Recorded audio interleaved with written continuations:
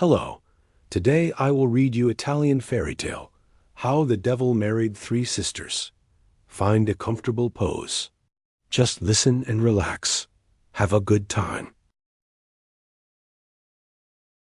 Once upon a time, the devil was seized with a desire to marry.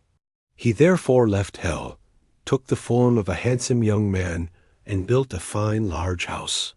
When it was completed and furnished in the most fashionable style, he introduced himself to a family where there were 3 pretty daughters, and paid his addresses to the eldest of them. The handsome man pleased the maiden. Her parents were glad to see a daughter so well provided for, and it was not long before the wedding was celebrated. When he had taken his bride home, he presented her with a very tastefully arranged bouquet, led her through all the rooms of the house, and finally to a closed door. "The whole house is at your disposal," said he. "Only I must request one thing of you. That is, that you do not on any account open this door." Of course, the young wife promised faithfully. But equally, of course, she could scarcely wait for the moment to come when she might break her promise. When the devil had left the house the next morning, under pretense of going hunting, she ran hastily to the forbidden door, opened it, and saw a terrible abyss full of fire that shot up towards her and singed the flowers on her bosom. When her husband came home and asked her whether she had kept her promise, she unhesitatingly said, "Yes."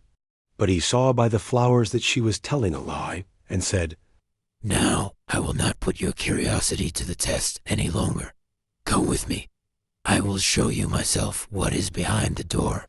Thereupon he led her to the door, opened it, gave her such a push that she fell down into hell, and shut the door again.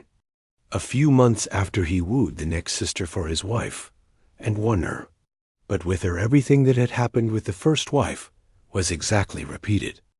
Finally he courted the 3rd sister. She was a prudent maiden, and said to herself, "He has certainly murdered my 2 sisters. But then it is a splendid match for me, so I will try and see whether I cannot be more fortunate than they." And accordingly she consented. After the wedding, the bridegroom gave her a beautiful bouquet, but forbade her also to open the door which he pointed out. Not a whit less curious than her sisters, she, too, opened the forbidden door when the devil had gone hunting, but she had previously put her flowers in water. Then she saw behind the door the fatal abyss, and her sisters therein. "Ha!" she exclaimed. "Poor creature that I am. I thought I had married an ordinary man, and instead of that, he is the devil. How can I get away from him?" She carefully pulled her 2 sisters out of hell and hid them.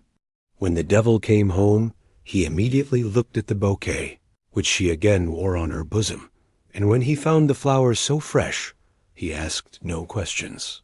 But reassured as to his secret, he now, for the first time, really loved her. After a few days, she asked him if he would carry 3 chests for her to her parents' house, without putting them down or resting on the way.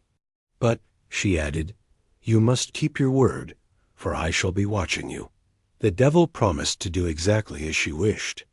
So the next morning she put one of her sisters in a chest, and laid it on her husband's shoulders. The devil, who was very strong, but also very lazy and unaccustomed to work, soon got tired of carrying the heavy chest, and wanted to rest before he was out of the street on which he lived. But his wife called out to him, "Don't put it down. I see you." The devil went reluctantly on with the chest until he had turned the corner, and then said to himself, "She cannot see me here. I will rest a little." But scarcely had he begun to put the chest down when the sister inside cried out, "Don't put it down. I see you still." Cursing, he dragged the chest on into another street, and was going to lay it down on a doorstep, but he again heard the voice, "Don't lay it down, you rascal. I see you still." "What kind of eyes must my wife have," he thought, "to see around corners as well as straight ahead, and through walls as if they were made of glass?" and thus thinking he arrived, all in a perspiration and quite tired out, at the house of his mother-in-law, to whom he hastily delivered the chest, and then hurried home to strengthen himself with a good breakfast. The same thing was repeated the next day with the second chest. On the third day she herself was to be taken home in the chest. She therefore prepared a figure which she dressed in her own clothes, and placed on the balcony, under the pretext of being able to watch him better, slipped quickly into the chest, and had the maid put it on the devil's back. "The deuce," said he. "this chest is a great deal heavier than the others, and today, when she is sitting on the balcony, I shall have so much the less chance to rest." So by dint of the greatest exertions he carried it, without stopping, to his mother-in-law, and then hastened home to breakfast, scolding, and with his back almost broken. But quite contrary to custom, his wife did not come out to meet him, and there was no breakfast ready. "Margarita, where are you?" he cried, but received no answer. As he was running through the corridors, he at length looked out of a window, and saw the figure on the balcony. "Margarita, have you gone to sleep? Come down. I am as tired as a dog, and as hungry as a wolf." But there was no reply. "If you do not come down instantly, I will go up and bring you down," he cried angrily. But Margarita did not stir. Enraged, he hastened up to the balcony, and gave her such a box on the ear that her head flew off, and he saw that the head was nothing but a milliner's form, and the body a bundle of rags. Raging, he rushed down and rummaged through the whole house, but in vain. He found only his wife's empty jewel box. "Ha!" he cried. "She has been stolen from me, and her jewels too." And he immediately ran to inform her parents of the misfortune.